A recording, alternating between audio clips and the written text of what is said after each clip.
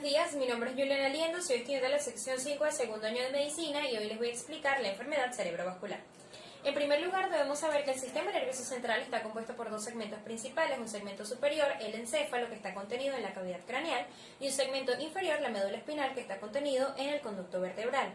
El encéfalo es el componente del sistema nervioso central que incluye el cerebro, que se encarga de controlar y regular las acciones y reacciones del organismo, el cerebelo, que regula la postura, el equilibrio y el movimiento, y el puente encefálico, que está compuesto por el mesencéfalo, la protuberancia y el bulbo raquídeo, que se encarga de regular la respiración, el ritmo cardíaco y otros procesos autónomos. Los huesos del cráneo están interconectados por suturas, que sin contar los huesos de la cara son hueso frontal, parietal, occipital y temporal. El encéfalo está cubierto por la corteza cerebral que, a través de giros y circunvoluciones, delimitan los lóbulos cerebrales que van a obtener el nombre según el hueso con el que se relacionen y que además están separados por cisuras o surcos. La cisura de Rolando, que divide el lóbulo frontal del lóbulo parietal, el surco parieto-occipital, que divide el lóbulo parietal del occipital, y por último la cisura de Silvio, que divide el lóbulo temporal del frontal y del parietal. El lóbulo frontal, sus funciones se asocian con los procesos cognitivos, las funciones del lóbulo parietal se asocian con los procesos sensitivos, el lóbulo occipital se asocia con los procesos de información visual, mientras que el lóbulo temporal, sus funciones se asocian con la memoria y los fenómenos de reconocimiento. La irrigación cerebral está dada por las arterias carótidas internas y por las arterias vertebrales, que van a interconectarse en la cavidad craneal para formar un círculo arterial que se conoce como polígono de Willis. La irrigación anterior está dada por las arterias carótidas internas y la irrigación posterior o vértebro-basilar está dada por las arterias vertebrales, que a nivel de la protuberancia se van a fusionar para dar origen a la arteria basilar.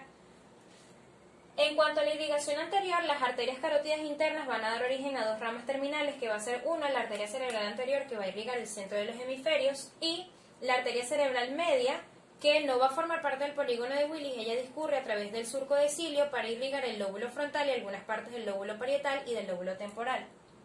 De la irrigación posterior, las arterias vertebrales van a dar origen a la arteria cerebelosa posterior inferior, o por sus siglas en inglés PICA.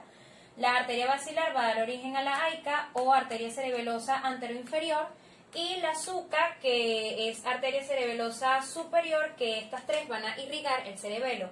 Las ramas terminales de la arteria basilar son las arterias cerebrales posteriores, que van a irrigar el lóbulo occipital y parte del lóbulo temporal. Y a su vez, las arterias comunicantes posteriores, que van a comunicar a las arterias cerebrales posteriores con las arterias carótidas. La enfermedad cerebrovascular o apoplejía cerebral, infarto cerebral, es un déficit neurológico que se produce por la disminución del flujo sanguíneo cerebral debido a la oclusión de un vaso por émbolos, trombos, ruptura del vaso o por un trastorno vascular que debilita la permeabilidad de la pared vascular. Se clasifica en SB isquémico y SB hemorrágico.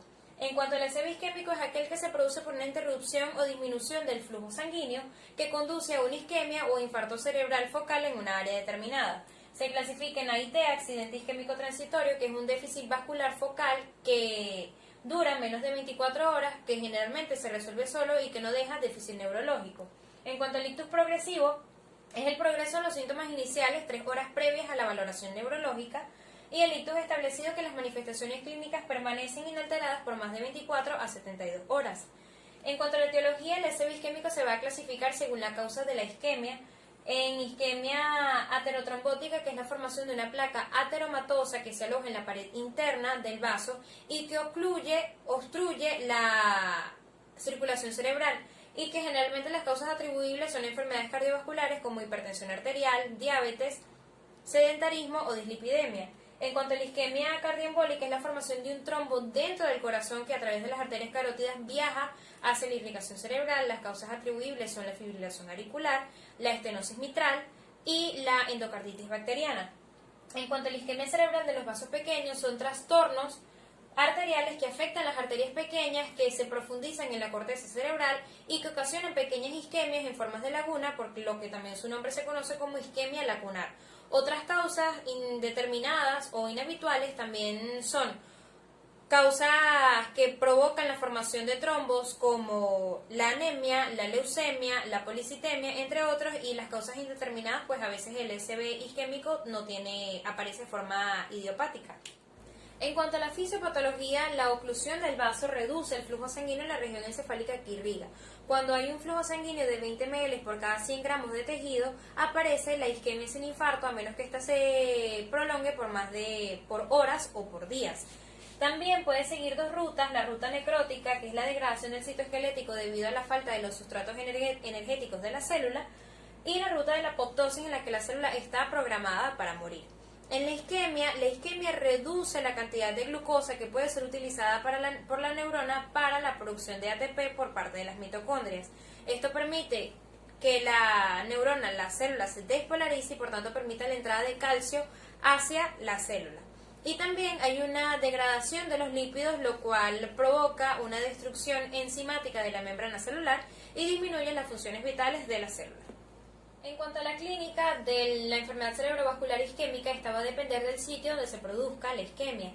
Si la isquemia afecta a la arteria cerebral anterior que irriga los centros de los hemisferios y que controla la parte motora de pie, pierna y cadera, los síntomas van a ser hemiparesia, es decir, parálisis de un solo lado del cuerpo o debilidad muscular de un solo lado del cuerpo; hemihipoestesia crural, es decir, disminución de la sensibilidad del miembro inferior de un solo lado; apraxia, que es la debilidad para realizar movimientos controlados; e incontención urinaria. Si la isquemia afecta a la arteria cerebral media, que controla la parte motora de lo que es miembro superior y la sensibilidad del rostro, los síntomas van a ser hemiparesia, parálisis de un solo lado del cuerpo, o hipoestesia, disminución de la sensibilidad; hemianopsia homónima, que es la pérdida de la visión de un solo lado; desviación oculocefálica contralateral. Esto quiere decir que si la isquemia se está produciendo en el hemisferio izquierdo, los síntomas se van a presentar en el lado derecho. Si hay una isquemia en el hemisferio izquierdo, los síntomas se van a presentar del lado derecho. La desviación oculocefálica quiere decir que el ojo se desvía hacia el lado o hacia el hemisferio donde se está produciendo la hemorragia. Y por último, la afasia o agnosia. La afasia si se trata del hemisferio dominante, o agnosia si se trata del hemisferio no dominante. Si la isquemia afecta a la arteria cerebral posterior que irriga el lóbulo occipital, los síntomas van a ser trastornos de la visión como hemianopsia homónima, es decir, la pérdida de la visión de un solo lado; agnosia visual, deterioro de la memoria; alexia, la dificultad para leer; y acalculia, la dificultad para hacer cálculos simples. Si la isquemia afecta a otras arterias, como la arteria coroidea, que irriga el plexo coroideo para la producción de líquido cefalorraquídeo, los síntomas van a conocerse como síndrome de las 3H: hemianopsia, hemiparesia y la hemihipoestesia. Ahora, en cuanto al diagnóstico, son tres tipos: sindrómico, topográfico y etiológico. Sindrómico, para reconocer si se trata de una enfermedad aguda; topográfico, para determinar la fuente de la isquemia; y etiológico, para determinar la causa de la isquemia. Ahora bien, en la tomografía computarizada se observa una hipodensidad del tejido cerebral, y en la resonancia magnética se observan lesiones lacunares que se asocian a la isquemia lacunar.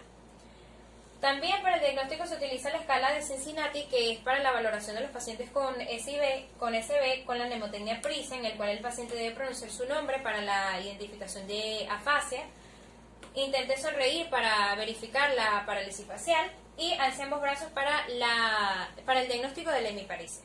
En cuanto al tratamiento para el SB isquémico, lo principal es evitar el daño cerebral, y esto se hace mediante la neuroprotección.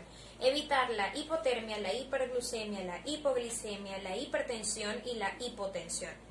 La fibrinólisis con el fármaco RTA, que es un activador del plasminógeno natural tisular; algunos fármacos de antiagregación plaquetaria, como el ácido acetil salicílico y las estatinas, que actúan como antiinflamatorios y actúan como antitrombóticas; y también la trombectomía endovascular, que es la retiración mecánica del trombo que está causando la obstrucción, pero esto se hace en sitios especializados. Ahora bien, para la administración y la terapia con trombólisis también se suele utilizar la escala de NIS, que es una escala que mide la valoración del paciente con SB isquémico, que son un puntaje según la sintomatología del paciente. En cuanto al SB hemorrágico, es una lesión debido a una extravasación cerebral que da lugar a una colección hemática en el parénquima pulmonar o en el espacio subaranoideo. En cuanto a su etiología, según su localización se clasifica en intraparenquimatosa o subaranoidea. La hemorragia intraparenquimatosa es la extravasación de sangre dentro del parénquima pulmonar debido a una hemorragia subaranoidea crónica o angiopatía mieloidea. En cuanto a la hemorragia subaranoidea, se debe a la presencia de sangre dentro del espacio subaranoideo que se debe o se presenta por hipertensión arterial sistémica, tabaquismo, por una ruptura aneurismática y una ruptura de malformaciones arteriovenosas cerebrales y vasculitis del sistema nervioso central. En cuanto a la fisiopatología del SB hemorrágico, en la hemorragia intercerebral esta se debe por la ruptura de la pared de las arterias en los sitios correspondientes a los microneurismas de Charcot y Bouchard por debilidad de la capa media y muscular de las arterias. En cuanto a la hemorragia subaranoidea, la elevación del flujo sanguíneo cerebral produce cambios en la remodelación del vaso sanguíneo. La elevación del flujo sanguíneo dentro del saco aneurismático produce isquemia y edema local. Una vez que se produce la hemorragia, este desplaza el tejido sano y por tanto a su paso va eliminando las fibras de la sustancia gris. En cuanto a la clínica del SB hemorrágico, esta va a depender del sitio donde se produzca la hemorragia. Usualmente las localizaciones son putamen, cerebelo, tálamo y protuberancia. Cuando la hemorragia se produce en el putamen, los síntomas son hemiplegia contralateral, hemiparesia, hemipoestesia, desviación oculocefálica contralateral y déficit de la conciencia. Si la hemorragia se produce en el cerebelo, los síntomas son cefalea posterior, ataxia, que es dificultad en la coordinación de los movimientos, vómito, hidrocefalia, paresia, es decir, parálisis de la mirada conjugada contralateral, disartia, dificultad para producir palabras, y disfagia, dificultad para deglutir. Si la hemorragia se produce en el tálamo, se produce hemiplegia o hemiparesia acompañada de síndromes talámicos, como la alodinia es el trastorno en la percepción del dolor, e hiperalgesia, que es una percepción exagerada o reacción exagerada del dolor, acompañada de apractognosia cuando la hemorragia se produce en el tálamo izquierdo, acompañada de anisocoria y nixtagmo. Cuando la hemorragia se produce en la protuberancia, esto genera cuadros de muy mal pronóstico, pues el cuadro es letal al cabo de unas horas. Viene acompañado de coma profundo y tetraplegia, acompañada de miosis reactiva, hipernea, hipertensión grave e hiperhidrosis. En cuanto al diagnóstico, cuando hay presencia de un cuadro neurológico, la herramienta diagnóstica de primera elección es la tomografía computarizada en la resonancia magnética.